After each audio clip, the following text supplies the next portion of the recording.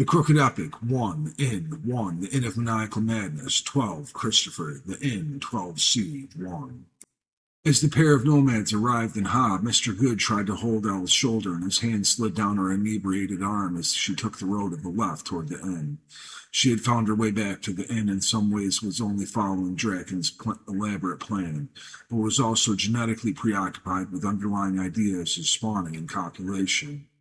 As the reservoir basin appeared on their left, she walked closely along the guardrail, tapping the metal and forgetting to cover her eyes from the whirlwind smoke which filled the sky in a circumference around the dark tower of the hotel walls. On Earth, smoke that reaches the higher stratosphere has devastating effects on the water cycle. Still, the air humans breathe depends on dust particles swept off drier lands to form a molecular compensation to harbor condensation. This land, however, was artificially developed.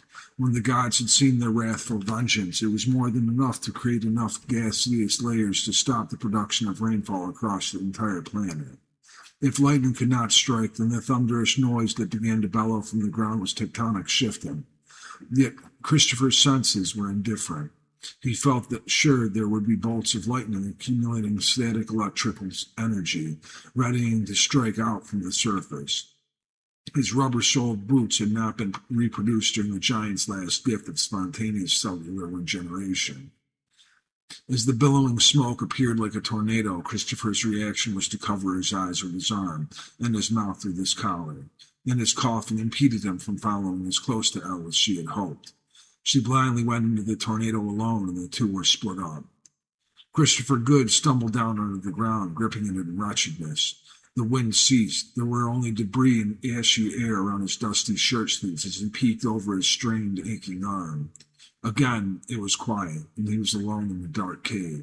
Quiet determination pushed him forward. He paused in thankfulness with doubts that were humorous booms. There was panting from in front of him, and the shuffling sound of multiple paws came through the dark cave. Mr. Good suppressed his fear but held his head down as a pack of mysterious wolves walked around him. With his eyes closed, he felt the tongue of a mother wolf lick the hair on the back of his neck, and pups whining as they came back behind their hind legs.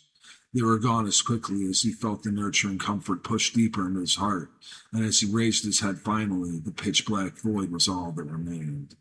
As Christopher Good began sifting through this rubble, he felt his hands along the ground several times.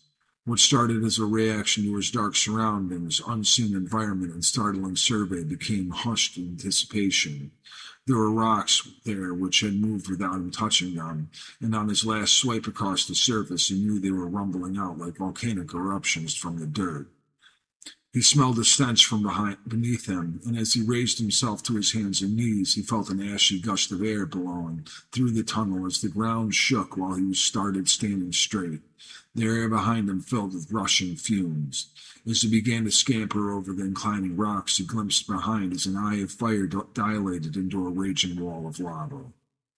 Until he was well inside the walls of the inn, he was sure the gaseous stench would burn him alive, or the planet would swallow him into the magma before he arrived at his final destination. He climbed up through jagged debris. Fortunately, the ceiling of the tunnel collapsed just as he managed to escape into the main lobby of the inn, candlelit and pungent with the dank smell of the decaying dead, yet safe. There were candles along the staircases and wilted rose petals along the hallway as Christopher Good walked up each floor. Passing by the front desk, he heard a faint static buzzing from a radio, yet aside from crackling along with the lifeless petals on the steps, there was only absolute silence inside.